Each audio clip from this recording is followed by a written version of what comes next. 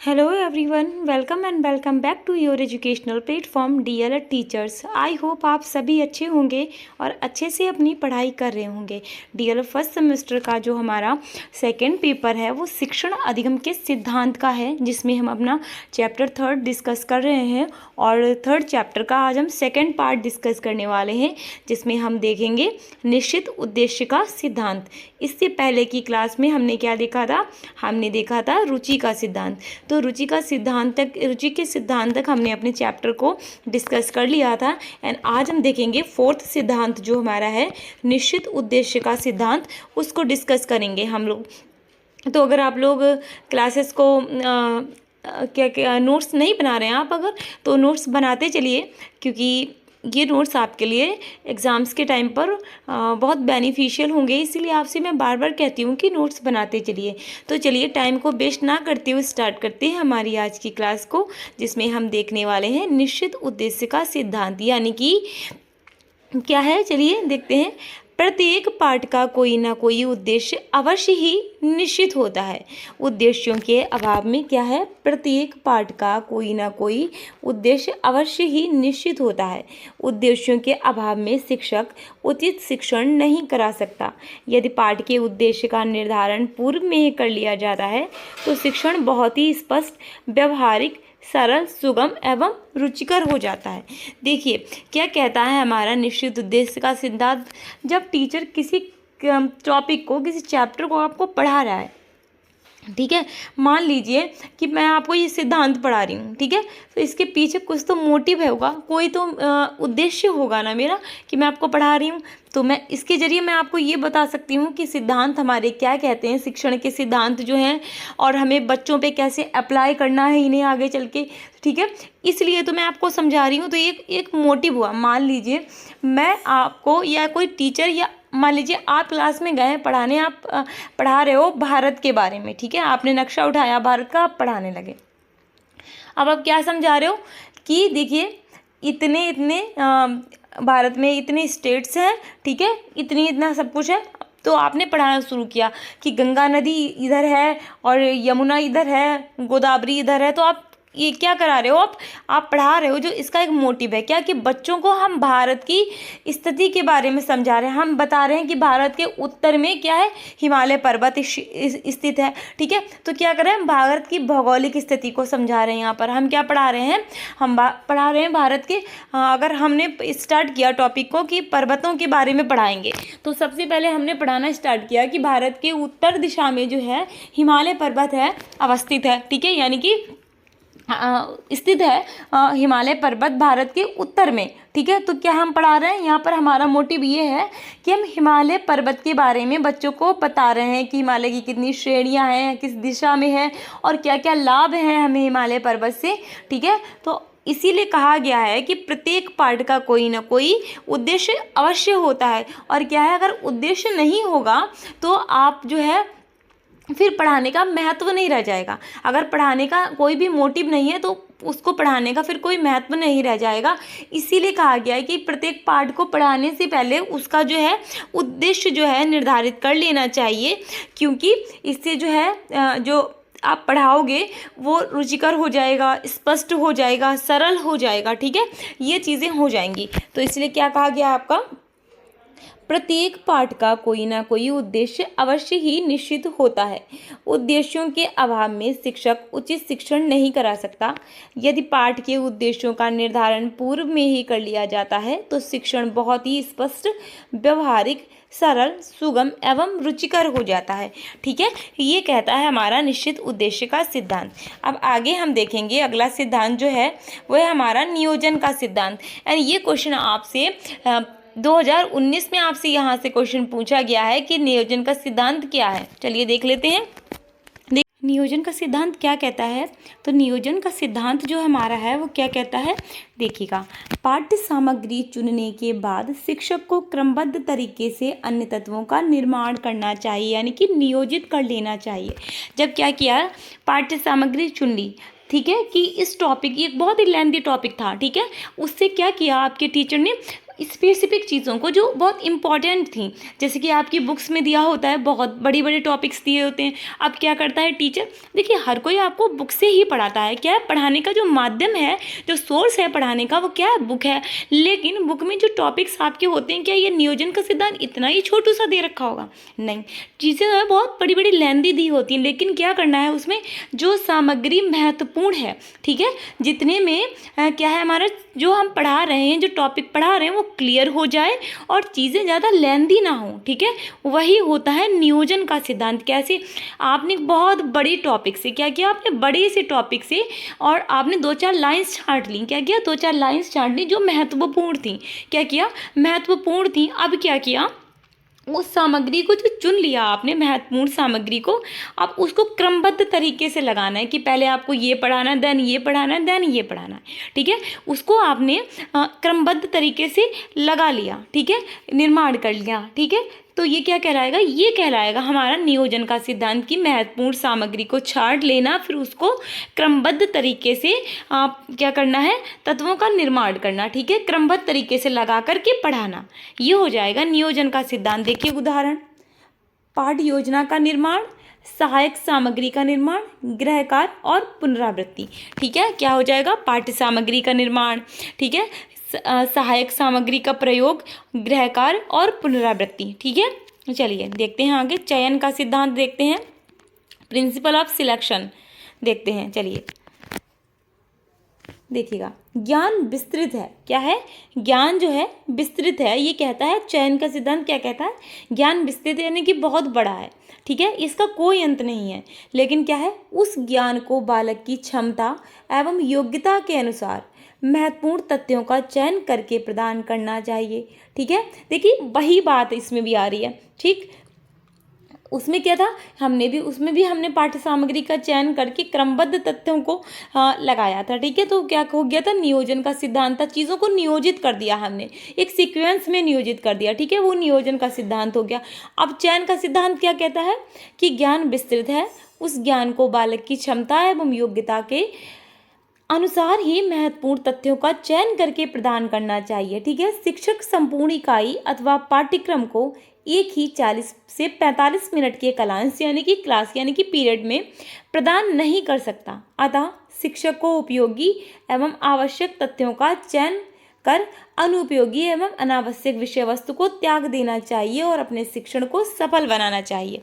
देखिए क्या कहता है चयन का सिद्धांत, आपने एक टॉपिक उठाया, ठीक है, क्या किया, बुक आपने उठाई, एक टॉपिक उठाया, उसमें क्या था, वो टॉपिक बहुत बड़ा दे रखा था, क्या था, टॉपिक बहुत बड़ा दे रखा था। अब क्या करना है आपको, जो चयन का सिद्धांत क्या कहता है, जो महत्वपूर्ण चीज़ें हैं, जो इम्पोर्टेंट चीज़ें हैं, उसमें से उन चीज़ों को आप रख लीजिए। आप नोट्स बना रहे हैं बच्चों के लिए, जैसे कि मैंने आपके लिए बनाए हैं नोट्स, तो क्या मैंने जो आपके बुक में जितनी चीज़ें थी सब उठा के लिख दी हैं? नहीं, मैंने वहाँ सिर्फ उतनी चीज़ों को, सिलेक्टेड चीज़ों को लिखा है जो कि महत्वपूर्ण थी। तो यही कहता है चयन का सिद्धांत कि महत्वपूर्ण चीज़ों को आप नोट कीजिए, रखिए, और जो अनावश्यक चीज़ें हैं, जिनकी ज़रूरत नहीं है, जो व्यर्थ लिखी हैं और बहुत ही लेंदी कर रही हैं चीज़ों को, टॉपिक को बहुत लेंदी कर रही हैं, उन चीज़ों को त्याग दीजिए यानी कि हटा दीजिए। तो क्या हो जाएगा, टॉपिक छोटा हो जाएगा, और क्या होगा, जब टॉपिक छोटा हो जाएगा और उसमें जो महत्वपूर्ण चीज़ें हैं बस उनको रखिए आप, ठीक है। ये कहता है चयन का सिद्धांत, ठीक है, ये कहता है चयन का सिद्धांत, क्या कहता है कि ज्ञान विस्तृत है, उस ज्ञान को बालक की क्षमता एवं योग्यता के अनुसार ही महत्वपूर्ण तथ्यों का चयन करके प्रदान करना चाहिए, ठीक है। शिक्षक संपूर्ण इकाई अथवा पाठ्यक्रम को एक ही 40 से 45 मिनट के कालांश यानी कि पीरियड में प्रदान नहीं कर सकता। अतः शिक्षक को उपयोगी एवं आवश्यक तथ्यों का चयन कर अनुपयोगी एवं अनावश्यक विषय वस्तु को त्याग देना चाहिए और अपने शिक्षण को सफल बनाना चाहिए, ठीक है। बिल्कुल 2 लाइन में समझिए आप कि आपको एक टॉपिक उठाया बड़ा सा, उसमें जो इंपॉर्टेंट चीज़ें थी वो आपने रख ली, और जो चीज़ें सिर्फ टॉपिक को लेंदी कर रही थी, जिनका कोई मतलब नहीं था, उनको आपने हटा दिया, ठीक। ये कहता है चयन का सिद्धांत, ठीक। आगे बढ़ते हैं, रायवर्न क्या कहते हैं इसके बारे में, देखिएगा रायवर्न क्या कहते हैं चयन के सिद्धांत के बारे में। चयन का सिद्धांत अति महत्वपूर्ण है, क्या है, चयन का सिद्धांत अति महत्वपूर्ण है, ठीक है। देखते हैं आगे, और अच्छे और शिक्षक की अच्छे चयन की योग्यता पर उसके कार्य की सफलता बहुत कुछ निर्भर करती है। देखिए क्या कहा है, चयन का सिद्धांत थोड़ा सा ब्लर हो गया है यहाँ पर पीडीएफ आपका, तो उसको थोड़ा सा आप लोग आज एडजस्ट कर लीजिएगा और नेक्स्ट पीडीएफ जो आपकी आएगी उसमें ये प्रॉब्लम नहीं होगी। ठीक है, देखते हैं चयन का सिद्धांत क्या कहता है रायवर्न के अनुसार कि चयन जो है बहुत ही महत्वपूर्ण चीज़ है और शिक्षक के अच्छे चयन और योग्यता पर ही उसके कार्य की सफलता निर्भर करती है। जैसे कि एक टीचर है, उसने आपके लिए भर भर के लिखवा दिया, उसमें जो फिजूल की चीज़ें थी वो भी लिखवा दी। एक टीचर ने उसने 10 लाइन में वो चीज़ जो है क्लियर की और दूसरे टीचर ने वही चीज़ सेम 2 लाइन में कवर कर दी और पूरी बात हो गई। तो क्या हुआ, जिसने 2 लाइन में कवर किया है वो टीचर आपका ज़्यादा अच्छा साबित होगा। क्यों साबित होगा? क्योंकि उसने टॉपिक को छोटा रखा, बात भी उसकी ज़्यादा क्लियर थी 2 लाइन्स के अंदर ही, तो इस पर उसके कार्य की सफलता ज़्यादा दिखाई देगी। ठीक है, ये कहते हैं रायवर्न। आगे देखते हैं व्यक्तिगत विभिन्नता का सिद्धांत, प्रिंसिपल ऑफ इंडिविजुअल डिफरेंसेस। ठीक है, क्या है? व्यक्तिगत विभिन्नता का सिद्धांत। देखिए व्यक्तिगत विभिन्नता का क्या सिद्धांत क्या कहता है। मान लीजिए 2 बच्चे हैं, ठीक है, क्या है, 2 बच्चे हैं, वो ट्विंस हैं, ठीक है, ट्विंस हैं, बिल्कुल सेम है, face cut, height, weight, personality सब कुछ सेम है, लेकिन क्या रीज़न है, मान लीजिए आप 2 पर्सन जो हैं बिल्कुल सेम दिख रहे हैं आपको, लेकिन हो सकता है उनकी आदतों में अंतर हो, उनकी हॉबीज़ में अंतर हो, खाने पीने की चीज़ों में अंतर हो, किसी को कुछ पसंद है किसी को कुछ पसंद है। तो क्या हो जाएगा, यही बताता है व्यक्तिगत विभिन्नता का सिद्धांत। जो 2 व्यक्ति देखने में बिल्कुल समान लग रहे हैं उनमें भी कहीं ना कहीं छोटी सी लेकिन विभिन्नता होगी, डिफरेंस जरूर होगा उनमें, यही कहता है व्यक्तिगत विभिन्नता का सिद्धांत। चलिए देख लेते हैं। प्रत्येक बालक की आयु के अनुसार उसकी योग्यताएं, रुचियां, अभिवृत्तियां भिन्न भिन्न होती हैं। क्या है? आयु के अनुसार होता है। ठीक है, उसकी योग्यताएं, रुचियां और अभिवृत्तियां भिन्न भिन्न होती हैं। अतः शिक्षक को व्यक्तिगत विभिन्नताओं की जानकारी करके शिक्षण कार्य करना चाहिए, जिससे प्रत्येक स्तर पर छात्र लाभान्वित हो सकें। क्या करना है टीचर को? जो बच्चे हैं, मान लीजिए 2nd स्टैंडर्ड के बच्चे हैं, ठीक, और वही एक 10th स्टैंडर्ड के बच्चे हैं, तो जो 2nd स्टैंडर्ड का बच्चा है वो तो बहुत छोटा है, ठीक है, उसको क्या कार्टून्स पसंद हो सकते हैं, वो खेल खेल में सीखना ज़्यादा पसंद करता है। तो यही बात कही गई है व्यक्तिगत विभिन्नता के अनुसार कि आयु के अनुसार योग्यताएं होती हैं बच्चों में, उसकी योग्यताएं और रुचियां होती हैं। जैसे छोटा बच्चा है उसकी योग्यता अलग होगी, वही बच्चा जब अलग अच्छे हाई स्टैंडर्ड में पढ़ रहा है कि 10th स्टैंडर्ड में आ गया है, ठीक है, 9th स्टैंडर्ड में आ गया, तो उसकी जो है योग्यता अलग हो जाएगी, उसके मस्तिष्क का विकास और अच्छे से हो चुका होगा। तो टीचर को क्या ध्यान रखना है कि वो जिस स्टैंडर्ड पर बच्चों को पढ़ा रहा है, जिस स्टैंडर्ड के बच्चों को पढ़ा रहा है, 6th स्टैंडर्ड के पढ़ा रहा तो वैसे, 2nd स्टैंडर्ड के पढ़ा रहा तो वैसे, तो बच्चों की रुचियों और योग्यताओं के अनुसार ही शिक्षण कार्य को करेगा शिक्षक, तो ही सफल होगा। ठीक है, तो क्या होगा, और इससे छात्र भी लाभान्वित अधिक होंगे। अब 2nd स्टैंडर्ड का बच्चा है सॉरी, हाँ, 2nd स्टैंडर्ड का बच्चा है, आप उसको 5th स्टैंडर्ड की चीज़ पढ़ा रहे हो, उसको समझ ही नहीं आएगा।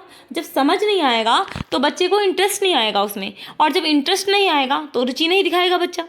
ठीक, और वही एक 10th स्टैंडर्ड का बच्चा है, आप उसको छोटी छोटी एक्टिविटीज़, ऐसी एक्टिविटीज़ करा रहे हो जो छोटे बच्चों को पसंद होती हैं, वो उसमें बोर हो जाएगा। तो यही कहता है व्यक्तिगत विभिन्नता का सिद्धांत। क्या कहता है कि बच्चों की रुचियों, योग्यताओं के अनुसार ही शिक्षण कार्य को करना चाहिए, उनके ध्यान में रख के करना चाहिए। इससे बच्चे ज़्यादा लाभान्वित होंगे और अधिक ज्ञान प्राप्त कर सकेंगे। ठीक है, चलिए आगे देखते हैं। देखिएगा, जीवन से संबंध स्थापित करने का सिद्धांत। क्या है? जीवन से संबंध स्थापित करने का सिद्धांत, principle of linking with life. ठीक, आपको सिद्धांत के नाम से ही क्लियर हो रहा होगा, ठीक है, सिद्धांत के नाम से ही क्लियर हो रहा होगा कि लाइफ से कनेक्ट करके चीज़ों को पढ़ाइए। क्या है? जीवन से संबंध स्थापित करने का सिद्धांत है, इसमें कुछ रटने की नहीं है, सिद्धांत के नाम से ही क्लियर हो रहा है कि क्या करना है, चीज़ों को जो है ना लाइफ से कनेक्ट करके पढ़ाइए। जो वास्तविक जीवन में चल रहा है उससे कनेक्ट करके आप पढ़ाएंगे तो बच्चे ज़्यादा ऑब्जर्व करेंगे। कैसे? देखिए, चलिए देख लेते हैं। इस सिद्धांत का अभिप्राय है कि किसी विषय को पढ़ाते समय इस बात का ध्यान रखा जाए कि जीवन में प्रयुक्त होने वाली परिस्थितियों से संबंधित हो। ठीक है, जीवन से संबंधित विषय को बालक शीघ्र सीख लेते हैं। वही बात मैं आपको बता रही थी कि बच्चों को जो भी आप पढ़ाइए वो जो उनके वास्तविक जीवन में घटित हो रहा है, ठीक है, उनकी रियल लाइफ में जो चीज़ें हैं घटित हो रही हैं उनसे कनेक्ट करके पढ़ाइए। ठीक, जब आप जीवन से कनेक्ट करके पढ़ाएंगे तो क्या होगा, बच्चे शीघ्र सीख जाएंगे, क्योंकि वो चीज़ें जो है ना वो महसूस कर चुके हैं, देख चुके हैं और उस चीज़ को वो जी चुके हैं बिल्कुल एकदम वास्तविक दुनिया में। इसीलिए कहा गया है कि लाइफ से जब कनेक्ट करके आप चीज़ों को पढ़ाते हैं तो बच्चे जल्दी सीखते हैं। ठीक, यही कहता है हमारा जीवन से संबंध स्थापित करने का सिद्धांत। आगे देखते हैं, आगे हम देखेंगे विभाजन का सिद्धांत। क्या देखेंगे? विभाजन का सिद्धांत, प्रिंसिपल ऑफ डिवीजन। ठीक है, विभाजन का सिद्धांत देखिएगा क्या कहता है विभाजन का सिद्धांत। पाठ प्रस्तुत करने की सरलता एवं सुविधा की दृष्टि से पाठों को छोटी छोटी इकाइयों में विभक्त कर लेना चाहिए। देखिए, कोई जैसे कि मान लीजिए मैं यहाँ पर आपका ही एग्जाम्पल ले लेती हूँ। एक टॉपिक है, बहुत बड़ा है आपका, जो टॉपिक मैं आपको पढ़ा रही हूँ ये सिद्धांत का, ये टॉपिक बहुत बड़ा है। अब मैंने क्या किया, इस टॉपिक को आके एक ही क्लास में पढ़ा दिया। मैंने पूरा जितने भी सिद्धांत हैं 7, 8, 10 सबको मैंने क्या किया, एक ही क्लास में पढ़ा दिया। अब वो जो क्लास है वो बोरिंग होती चली गई। क्या हो गई, वो क्लास में बोरियत आती चली गई।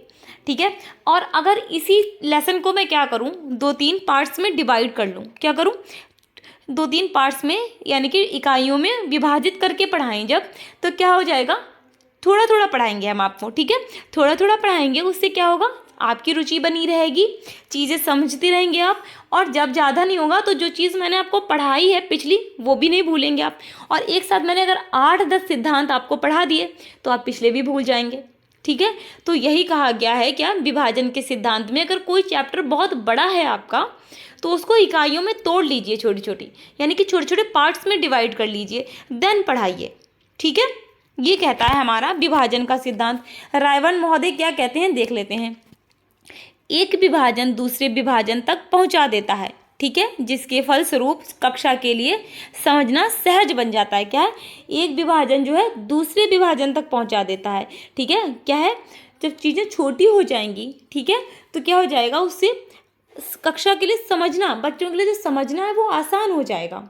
ठीक, चलिए आगे देखते हैं। हाँ, विभाजन का सिद्धांत हमारा हो गया है और यहीं पर क्या होता है, हमारा टॉपिक भी कंप्लीट हो जाता है ये सिद्धांत का। ठीक है, हमारा चैप्टर 3 जो है, क्या है, हमारा चैप्टर जो है कंप्लीट हो गया ये। ठीक है, हमारा चैप्टर जो है कंप्लीट हो गया है।